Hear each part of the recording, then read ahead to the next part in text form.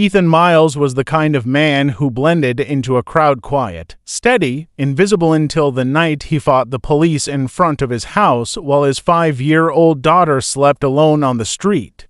The town of Willow Ridge sat quietly between two long stretches of farmland, a place where time seemed to move slower and nights were filled with the sound of crickets and distant barking dogs. People there were friendly but private, each family knowing just enough about their neighbors to smile politely and wave from the mailbox. It was the kind of town where the most exciting thing to happen in a week was a high school football game or a new pie flavor at the diner. But behind the calm surface, one small house on the edge of town held a story that no one was prepared for. Ethan Miles lived there with his 5-year-old daughter, Lily. The little girl was known around the neighborhood for her messy pigtails and the stuffed rabbit she carried everywhere. Her laughter echoed across the yard most afternoons as her father worked on his old truck or mowed the patchy lawn. To outsiders, they looked like a normal pair, a single dad doing his best and a child who adored him. But lately, people had started to notice changes. Ethan had grown quiet, more withdrawn than usual. He skipped small talk at the hardware store and stopped showing up at his old job at the auto shop. Some said he'd been laid off. Others whispered that he'd quit suddenly after an argument with his boss. He was seen driving his truck at odd hours, sometimes long after midnight, and his porch light would flicker on and off like a signal in the dark. When asked if everything was okay, he would simply nod and walk away. Inside the house, Ethan's life was slipping into a strange routine. He would tuck Lily into bed early, check the windows twice, and then disappear into the basement for hours. The faint hum of electronics and the glow of a single light could be seen through a small window near the ground.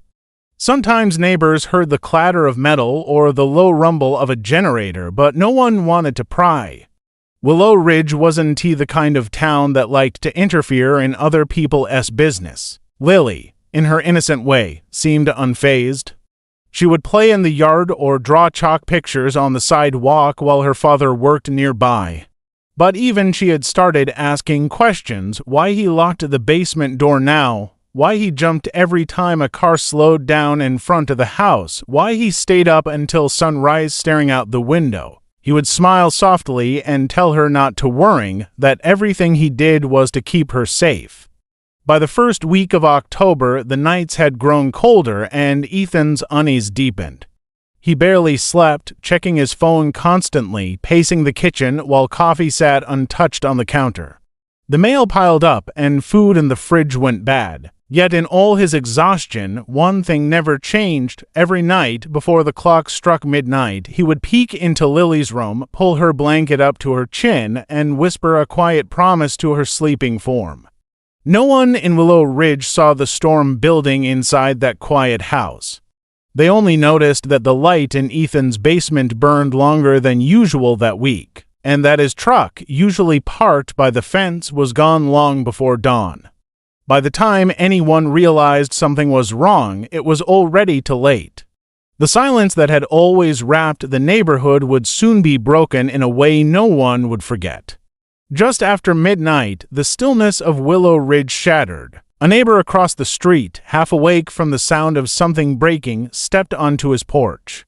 The night air was heavy and cold, carrying the sharp echo of glass cracking, followed by a dull thud. From Ethan Miles's house, the porch light flickered wildly as if someone inside was struggling with the switch. Moments later, a crash echoed out, loud enough to set off a dog barking 3 houses down.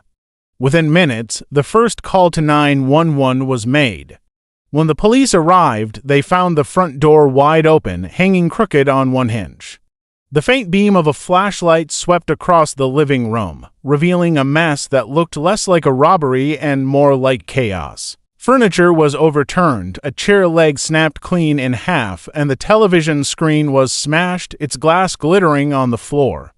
Family photos were scattered everywhere, some torn or face down. It looked as though someone had been searching for something or trying to destroy it. In the middle of the room stood Ethan, his face pale and eyes wide, breathing hard like he'd been running. His clothes were torn, his hands bloodied, and one side of his face was swollen. When the officers shouted for him to stand down, he didn't respond. Instead, he moved toward them in jerky, frantic bursts, shouting something they couldn't understand. One of the officers raised his baton, and in seconds, the situation spun out of control. Ethan lunged, desperate, his fists swinging. The scuffle was fierce and disorienting, a blur of shouting, crashing, and the sound of furniture splintering. The fight spilled out onto the front yard. Neighbors peeked from behind curtains as flashing blue lights filled the street. One officer was knocked to the ground. Another struggled to restrain Ethan as he thrashed and shouted, his voice breaking with what sounded like fear more than anger. It took 3 of them to finally pin him down. When it was over, he lay on the grass, chest heaving, whispering something no one could quite make out. As the officers handcuffed him, a smaller, quieter discovery drew everyone's attention. Just beyond the sidewalk, curled up under a thin pink blanket, was Lily. She was fast asleep, her small hand gripping her stuffed rabbit. The girl hadn't stirred through any of the commotion. A paramedic checked her quickly and found no injuries, only the deep, peaceful breathing of a child completely unaware of the chaos surrounding her. The image haunted everyone who saw it: flashing lights, a father in handcuffs, and a child sleeping undisturbed beneath the cold glow of a street light. When Ethan was loaded into the back of the police car, he turned his head toward her one last time, his expression unreadable. Inside the house, officers continued their search, following a faint trail of blood that led toward the back door and down into the basement. What they found there would raise even more questions, but for that night all anyone knew was that the man they thought they knew, the quiet father who mowed his lawn on Sundays and waved at neighbors, had become the center of something dark and unexplainable. And as the patrol cars pulled away, the only sound left was the hum of the streetlight, and the faint, steady breathing of a little girl who would wake to a world that would never feel safe again. The investigation into Ethan's home began at sunrise. Officers moved cautiously through the property, documenting every inch of the house. The living room looked like a storm had passed through, furniture knocked over, broken glass scattered across the carpet, and papers strewn across the floor. It wasn't clear whether the chaos was from the fight or something that happened before it. Detectives noticed odd details right away. The locks on the doors had been replaced recently, and the windows were lined with thick curtains that blocked any view inside. When they reached the basement, what they found shifted the entire tone of the case. Behind an old shelving unit filled with tools and empty paint cans, one officer noticed faint scratch marks on the floor. After moving the shelf aside, they discovered a narrow gap in the wall, almost invisible unless someone was looking for it. Inside that gap was a hidden door, sealed with a latch and painted the same color as the concrete around it. Once opened, the air inside was cold and stale, carrying the scent of dust and machinery. The hidden room was small, barely big enough to stand in without bumping into something. Along one wall sat several computer towers humming quietly beside a mess of tangled cables. On a wooden table were stacks of printed documents, photographs, and flash drives labeled with numbers and dates. A corkboard covered in maps and notes stretched across the back wall. Each red pin connected with thin strings, forming a web of patterns that no one immediately understood. The deeper investigators looked, the stranger it became. Some of the photos were of missing people from nearby towns, faces that had appeared on flyers and local news segments over the past few years. The papers beside them contained detailed information, names, locations, last sightings, even times and dates that matched police records. One detective remarked that whoever had put this together knew more about the missing persons cases than most of the department. That raised an uncomfortable question: how did Ethan Miles, a mechanic and single father, get his hands on such information? Forensics teams were called in to examine everything. Fingerprints were found on nearly every item, all belonging to Ethan. The computers were encrypted, protected by multiple layers of security that even specialists couldn't immediately break through. Investigators also noticed something else, a small notebook lying half-hidden under the desk. It was filled with coordinates, code words, and short phrases written in hurried handwriting. Among the scribbles were repeated notes that said "not safe" and "they rewatching." News of the discovery spread quickly through Willow Ridge. To the public, the image of Ethan as a quiet, hard-working father shattered overnight. People whispered theories that he was part of a criminal network, that he had stumbled onto something dangerous, or that he was simply losing his mind. But behind closed doors, the police weren't as sure. The data on those papers was too specific, too accurate to be the work of a delusional man. As the evidence was collected, one officer found a small camera mounted near the basement ceiling. It had been recording continuously for months, its lens pointed toward the entrance of the hidden room. When they checked the footage, much of it was corrupted, but a few clips remained intact. In one of them, Ethan appeared on screen, pacing back and forth, writing notes, and checking a large monitor. His face looked gaunt and exhausted, but his focus never wavered. He paused once to stare directly into the camera, his expression unreadable, before the screen went dark. What the investigators saw in that basement left more questions than answers. Every clue seemed to lead to another mystery, and every discovery hinted that Ethan's fight with the police might not have been madness at all, but desperation. Ethan's silence in custody frustrated investigators from the start. Days passed without a single word from him. He refused food, ignored questions, and kept his eyes fixed on the small crack in the wall of the interrogation room.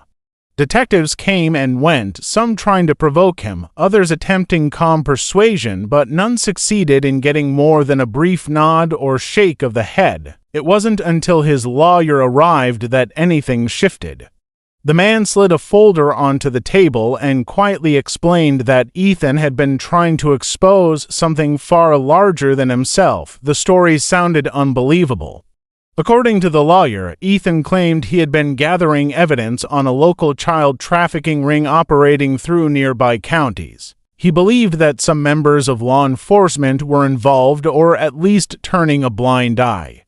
The hidden room in his basement, the encrypted files, and the strange surveillance setup were all part of an independent investigation he'd started months earlier. He supposedly stumbled upon the operation while doing computer repairs for extra income and had been collecting data ever since. The police, of course, denied any involvement and dismissed the claim as the ramblings of a paranoid man. Still, the details were difficult to ignore.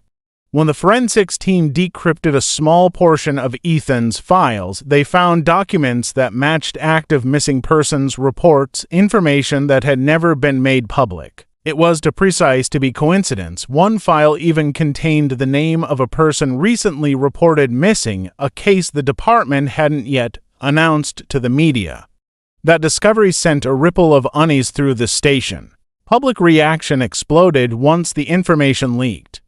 News outlets painted Ethan as either a delusional conspiracy theorist or a vigilante who had gone too far. Neighbors gave interviews describing his odd behavior, his long nights in the basement, and his growing fear that someone was following him.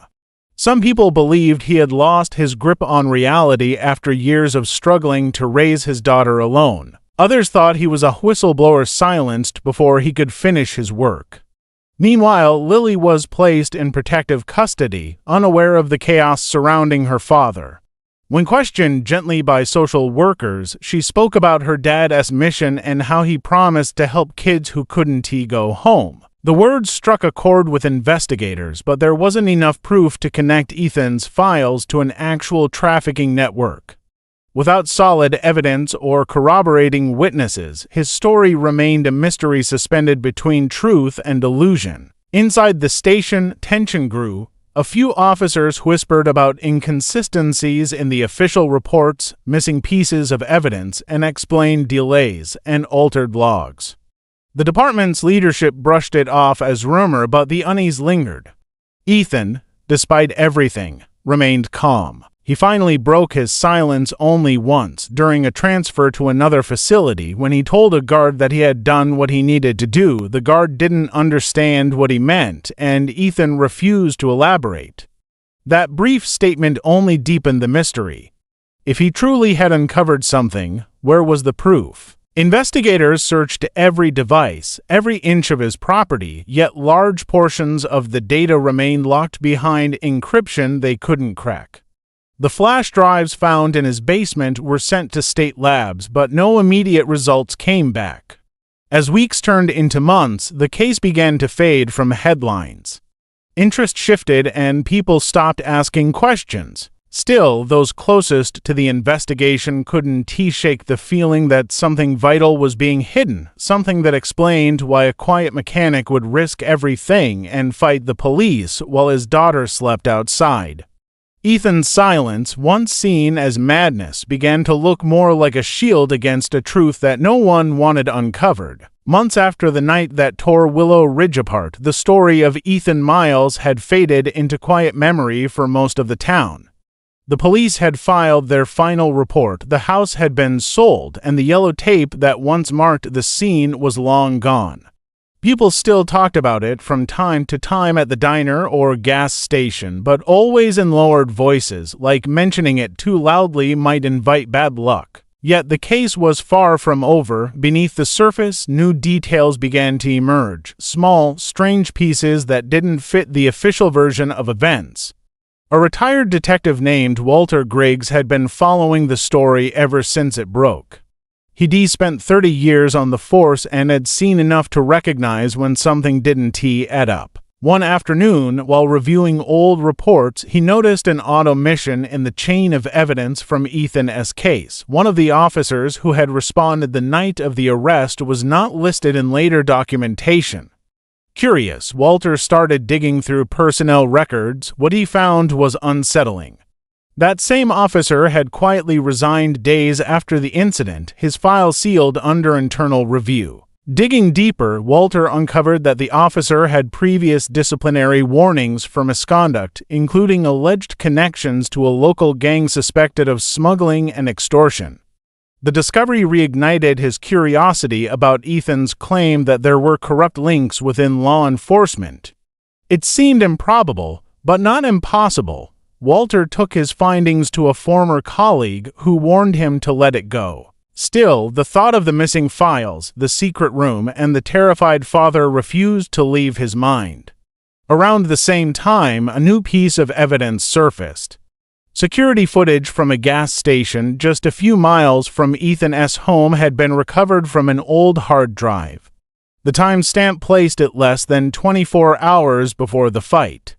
The video showed Ethan meeting a man wearing a police jacket. The two exchanged a brief conversation before Ethan handed over a small flash drive. The man pocketed it and walked away. His face was never fully visible, but the badge number on his jacket matched the same officer who had since vanished from the department's records.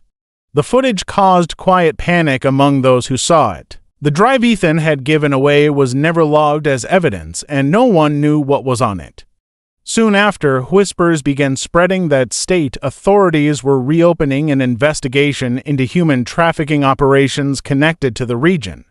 Then, without warning, several arrests were made across 3 counties. The names of those involved never appeared in local papers, but word got around that one of the suspects was a former law enforcement officer. Ethan's name was quietly cleared in one section of an internal report, though the document was never made public. His case remained officially classified as a domestic incident resulting in mental breakdown. The truth of what he had discovered and what he had been fighting to reveal was never acknowledged. Lily, now living with relatives in another town, grew quieter with each passing year. Sometimes she would tell stories about her father's secret mission, how he worked late to protect the missing kids. Her family brushed it off as the imagination of a child, but she never stopped believing it. In Willow Ridge, the story became a cautionary tale, a tragic event explained away by paperwork and silence. But those who knew the quiet father remembered something else. They remembered the way he had watched the street lights from his porch, the restless look in his eyes, and the strange conviction that he was being watched. And on some nights when the air was still and the street lights flickered, a few neighbors swore they could see a faint glow from the basement window of the old Miles house, as if something down there had never really stopped working.